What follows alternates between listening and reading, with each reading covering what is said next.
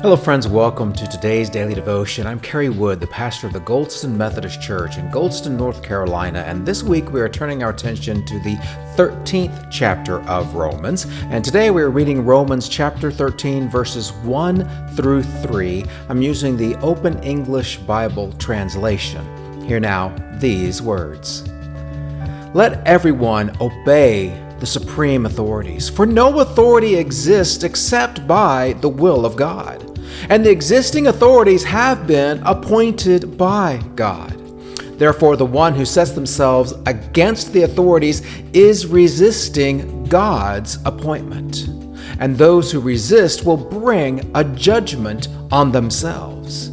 A good action has nothing to fear from rulers. A bad action has. Do you want to have no reason to fear the authorities? Then do what is good, and you will win their praise.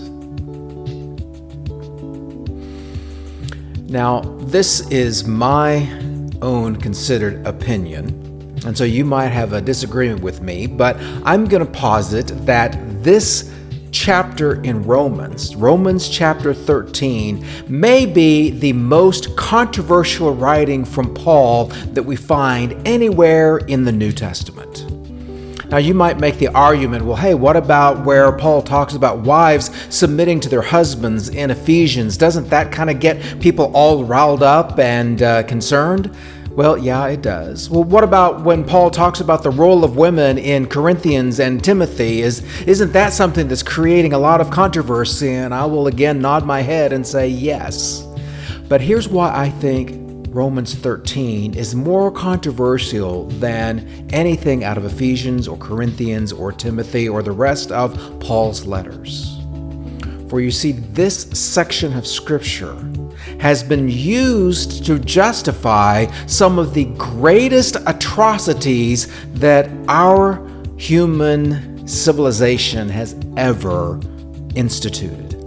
And that is the role of oppressive government and justifying government bad actions. For you see, this passage of Scripture has been used to justify the divine right of kings and the idea that because I'm in charge as the human being, I get to do whatever I want, and you Christians, you need to sit down, shut up, and do what I tell you to. So is that what Paul has in mind? That it doesn't matter how corrupt a government might be, that our job is just sit down, shut up, and obey? Well, even this translation, the Open English Bible translation, really isn't helpful for us because here it says, obey the supreme authorities. And I went and looked up some background on that word obey. And it turns out that there is a confusing and similar word in the Greek that leads to a very dissimilar set of words in English.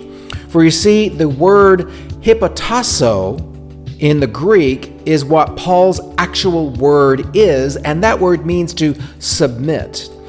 But obey in Greek is hypokao. So there is a combination of similarities of hypokao and hypotasso that lead to submit versus obey. And for whatever reason, the Open English translation chose to go with hypokao, obey, rather than hypotasso, submit. Well, why is this important?